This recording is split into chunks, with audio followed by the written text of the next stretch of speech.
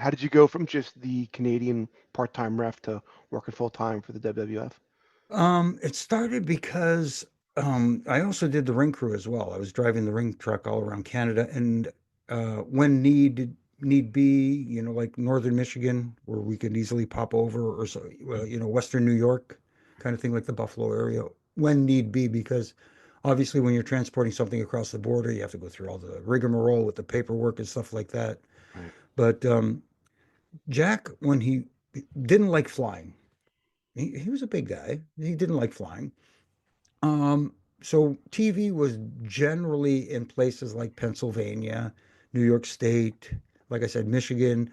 It did go elsewhere, but when it was within what he deemed driving distance, he would drive to the TV. And he had gotten eye surgery, and he used to travel with Billy Red Lyons. I don't know if you remember Of him, Billy course. Red Lyons. He always traveled with Billy Red because when they'd go to TV, they'd shoot the backstage interviews, and Billy Red was the one who do for the Canadian market. And he hated the way Billy Red drove. So one day he comes up to me, he says, Jimmy, how do you feel about driving Red and I to TVs this week? It was just, it started off that way. And it was like, oh, sure, sure. He says, and make sure you bring your ref gear because you never know. I said, Sure. okay. So I go to TV, and then Pat, of course, says, oh, Jimmy, you're here. I said, yes, sir. And, driving Jack and Red around.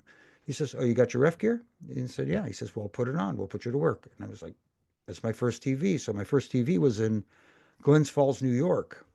And that was the era where they would tape 3 weeks worth of television in one night. They Yeah. do Superstars one night, then the next night they would do a challenge, wrestling challenge. Challenge. Yeah. Yeah. So I got the referee a couple of matches on the first 2 hours, and then before the third hour started taping, I had my ref assignment. But Pat says to me, "Okay, there's been a little change here. You're gonna ref the match with one man gang, and I think it was Dusty Wolf, if I'm not mistaken. Um, so you're gonna ref that match. Get with gang. He'll tell you what he wants you to do." I'm saying, "Okay, sure." I said, "Gang, I got your match." He says, "Good, good, good."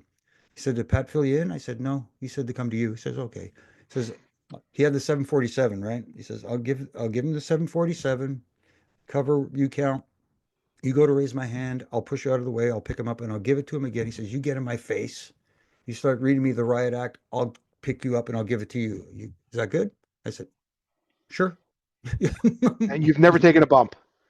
Nope. Wow. I Nope. remember that as a kid. What was that, Yeah. like 87 It early? was either 87 or early 88, but I'm pretty Okay. sure it was mid to late 87. Wow. Yeah. And I said, "Sure." And I'm thinking, I said, "If you don't mind me asking, what do you need me to do?" He says, "Just when I lift you up, try to get your legs straight up. And he says, when you come down, try to land flat and I'll protect your face," which he did. And, and then I said, "And then," he says, "just lay there. Don't move." I go, Right. "Okay, you got it. No problem." Wow. That was your first bump ever. Yeah. Wow.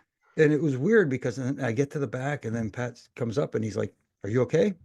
I said, "Yeah." He says, "Are you sure you're okay?" I said, "Yeah, yeah, yeah, Pat, I'm fine. I'm good." He says, "Okay, good." He gives me the thumbs. I think it was a test. Yeah. Sure. Yeah, yeah. Did you ever get injured in the ring? Because being a ref is very physical. Yeah.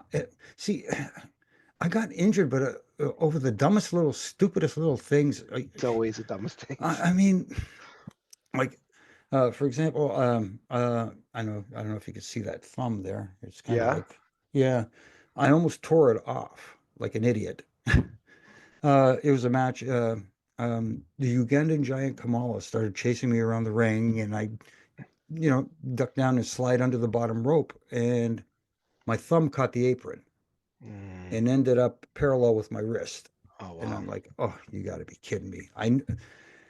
It was weird because it hurt like hell, but at the same time, it wasn't. It was more like I can't believe this pain as opposed to and ended up tearing ligaments and dislocating it and stuff like that. Um, I've got a little scar on my eyebrow from Road Warrior Animal. Took a little stiff shot from him in a backstage segment on Raw. Again, that was on Raw, which was, you take one for the team. Little things like my finger that's been broken ever since it did. Got stepped on by Haku by accident. Knocked myself out at WrestleMania IV. Please tell me about that. Because I remember Oh, seeing that as a kid when they were bringing the referee back. I remember seeing your yeah, feet dangling up yes, the ramp. right. And what happened was it was Honky Tonk versus Beefcake Intercontinental title match. Right. Beefcake gets Honky in the sleeper hold. Jimmy Hart pops up. I go over and tell him to get down. And when I turn around, he waffles me with the megaphone. I face plant. Um, Unfortunately, when I put my hands down to brace myself for the face plant, my hand shot out and it hit the sweet spot right in my chin and lights out. I mean, legit lights out. Don't remember anything.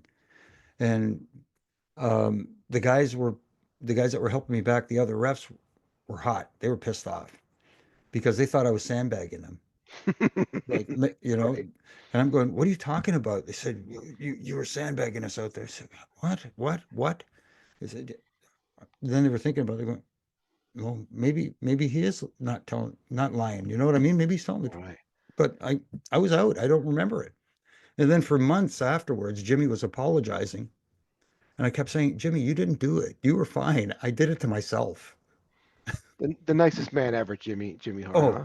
yes, absolutely. I love Right. Jimmy. Yeah, He's still to this day has all that energy, which he is does. amazing.